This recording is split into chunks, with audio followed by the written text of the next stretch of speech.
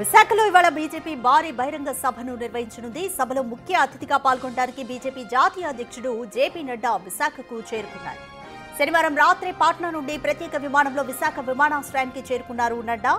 విశాఖ విమానాశ్రయంలో నడ్డాకు ఘన స్వాగతం పలికారు బీజేపీ నాయకులు, కార్యకర్తలు. విశాఖ విమానాశ్రయం నుంచి రోడ్డు మార్గాన నగరంలో వరుణ్ బీచ్ నోవాటెల్ కు జేపీ నడ్డా బయలుదేరారు. వైజాగ్ రైల్వే గ్రౌండ్స్ లో నిర్వహించనున్న బీజేపీ బహిరంగ సభకు క్యాడర్ భారీ ఏర్పాట్లు చేసింది.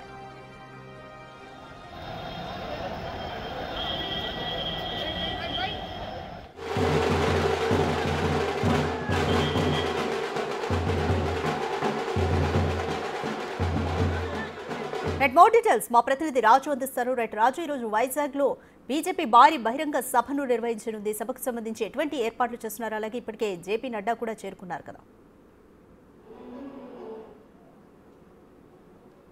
బీజేపీకి సంబంధించి బీజేపీ రాష్ట్ర అధ్యక్షుడు మాధవ్ మొత్తం రాష్ట్ర వ్యాప్తంగా ఉన్నటువంటి అన్ని నియోజకవర్గాలు ఉమ్మడి 13 జిల్లాల్లో కూడా పర్యటన చేశారు. సారథ్యం పేరుతో మొత్తం పార్టీకి సంబంధించినటువంటి పార్టీ నాయకుల్ని, కార్యకర్తల్ని సిద్ధం చేసినటువంటి పరిస్థితి అయితే ఉంది. అయితే చివరి ముగింపు సభని విశాఖపట్నం సంబంధించి దాదాపుగా 98 డివిజన్లో ఉన్నటువంటి పార్టీ నాయకులు, కార్యకర్తలతో దాదాపుగా 27 మందికి సంబంధించి ఇక్కడైతే భారీ బహిరంగ సభ ఏర్పాటు చేశారు. మన సభకు సంబంధించి కూడా చూడొచ్చు. ఈ సభలో బీజేపీ జాతీయ అధ్యక్షులు జేపీ నడ్డా పాల్గొంటున్నటువంటిది అయితే ఉంది. దీనికి ముఖ్యంగా చూస్తే ఈ దాదాపుగా 10 గంటలకి నుంచి కార్యక్రమాలు అయితే స్టార్ట్ అయ్యాయి. 1 గంట వరకు కార్యక్రమం జరుగుతుంది. అనంతరం జేపీ నడ్డా ముఖ్యంగా చూస్తే ఈ రాష్ట్ర కార్యవర్గ సమావేశంలో పాల్గొంటారు. తర్వాత కొంతమంది పారిశ్రామికవేత్తలతో పాల్గొనే అవకాశం అయితే కనిపిస్తుంది. ఈ సారథ్యం సభకి కన్వీనర్గా వ్యవహరించినటువంటి రమేష్ నాయుడు ఉన్నారు. ఏం సార్, సభకు సంబంధించినటువంటి ఏర్పాట్లు ఎట్లా ఉన్నాయి? అసలు ఎంతమంది అంచనా? కేవలం విశాఖ జిల్లాకు సంబంధించిన 98 డివిజన్ల నుంచే రప్పించడానికి గల కారణం ఏంటి? సారథ్యాన్ని వెంకటేశ్వర స్వామి యొక్క తొలి గడప కడపలో ప్రారంభించడం జరిగింది. ఏ జిల్లాకు ఆ జిల్లాలో ప్రజలందరూ కూడా స్వచ్ఛందంగా వచ్చి మా రాష్ట్ర అధ్యక్షుడు మాధవ్ గారికి ఘనస్వాగతం పలకడమే కాకుండా ఆ యొక్క ప్రాంతాల్లో ఉన్నటువంటి సమస్యలన్నీ కూడా స్పృశించే విధంగా యాత్ర సాగింది. కార్యకర్తలను మరొక వైపు చైతన్యం చేయడం, రాబోయే రోజుల్లో ఎన్డీఏ కూటమి తీసుకుంటున్నటువంటి సంక్షేమ పథకాల నిర్ణయాలు ఏవైతే ఉన్నాయో దానికి తగ్గ ఫలితాలన్నీ కూడా ప్రజలకు చేరువ చేసే విధంగా, మరొక వైపు భారతీయ జనతా పార్టీ సంస్థాగతంగా మరింతగా వెల్లునుకొని ఉండే విధంగా బహుముఖ వ్యూహంతో ముందుకు పోవడం జరిగింది. ఈరోజు రాష్ట్రంలో ఎక్కడికి పోయినా కూడా పార్టీలో కూడా చేరికలు అద్భుతంగా జరుగుతున్నాయి. ఈరోజు కూడా వైఎస్ఆర్సీపీకి సంబంధించినటువంటి ఎమ్మెల్సీ పోతుల సునీత గారి యొక్క కుటుంబం చేరింది. మొన్ననే డిప్యూటీ చైర్మన్ కులాలు మతాలకు అతీతంగా బీజేపీ వైపు ఆకర్షితులు అవుతున్నారు అన్నదానికి ఒక ఉదాహరణ జకియా ఖానం గారు.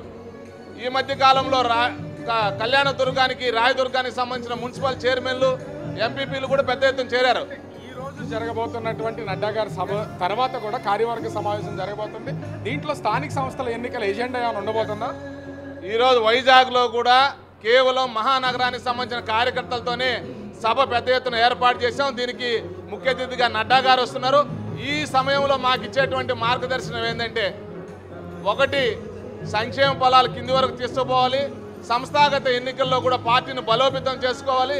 అదే సమయంలో ప్రతిపక్షాలు చేస్తున్నటువంటి కుట్రలు ఏవైతే ఉన్నాయో దాన్ని తిప్పుకొట్టాలనేటువంటి ఉద్దేశంతో మార్గదర్శనం చేయడం జరిగింది. ఇంకా కార్యకర్తలు అందరూ కూడా పెద్ద ఎత్తున సుమారు 25,000 పైచిలకు వస్తున్నారు. ఆ విధమైనటువంటి క్షేత్రస్థాయి నుంచి రిపోర్ట్ వచ్చింది. 95 డివిజన్లు ఏవైతే ఉన్నాయో ఆ నుంచి తండోపతండాలుగా వస్తున్నారు. ఒకటి మాత్రం వాస్తవం, రాత్రి నడ్డా గారికి కూడా చాలా పెద్ద ఎత్తున ఎయిర్పోర్ట్లో ఘనస్వాగతం చూసిన తర్వాత నడ్డా గారే స్వయంగా చెప్పారు, ఈ అర్ధరాత్రి సమయంలో కూడా లభించినటువంటి స్వాగతం ఏదైతే ఉందో దానికి ఆంధ్రప్రదేశ్ బీజేపీని అభినందిస్తున్నాయని చెప్పడం సంతోషం. సో మనమైతే చూడొచ్చు, ఎక్కడ చూసినా కూడా ఒక పక్క నుంచి మొత్తం పార్టీకి సంబంధించినటువంటి కార్యకర్తలు, ముఖ్యమైనటువంటి నాయకులు అంతా ఒక్కొక్కరుగా వస్తున్నటువంటి పరిస్థితి అయితే ఉంది. వాళ్ళు ఎక్కడికక్కడ కావలసినటువంటి అన్ని ఏర్పాట్లు ప్రస్తుతం ఇప్పటికే చేసినటువంటి నేపథ్యంలో ఒక పక్క పార్టీకి సంబంధించినటువంటి ముఖ్య నాయకులు కానీ, కార్యకర్తలు కానీ అన్నింటికి సంబంధించి ఇక్కడికైతే వస్తున్నటువంటిది అయితే మనమైతే విజువల్లో కూడా చూడొచ్చు. సో మహిళా కార్యకర్తలు, పార్టీకి సంబంధించిన నాయకులు కూడా ఏర్పాట్లకు సంబంధించి ఎట్లా ఉన్నాయి అంటే దాదాపుగా 25,000 మంది అనేది ఒక అంచనా ఉంది. ఎంతమంది వచ్చే అవకాశం ఉంది? 25,000 మంది వచ్చే అవకాశం అయితే ఖచ్చితంగా ఉందండి. అయితే ప్రతి నియోజకవర్గం నుంచి కూడా నిజమైన కార్యకర్తలు ఎవరైతే ఉన్నారో వాళ్ళందరికీ కూడా మేము పిలుపునివ్వడం జరిగింది. ఒక్కొక్క డివిజన్కి ఎంతమంది వస్తున్నారు?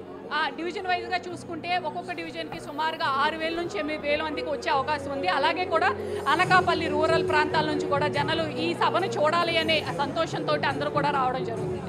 ఎందుకంటే మేము సారథ్యం అనే ప్రోగ్రామ్ని ఎప్పుడైతే పివిఎన్ మాధవ్ గారు అధ్యక్షులు అయ్యారో ఆ తర్వాత నుంచి ప్రారంభించిన తర్వాత ఈరోజు వైజాగ్లో ముగింపు సభ అనేది పెట్టుకోవడం జరిగింది.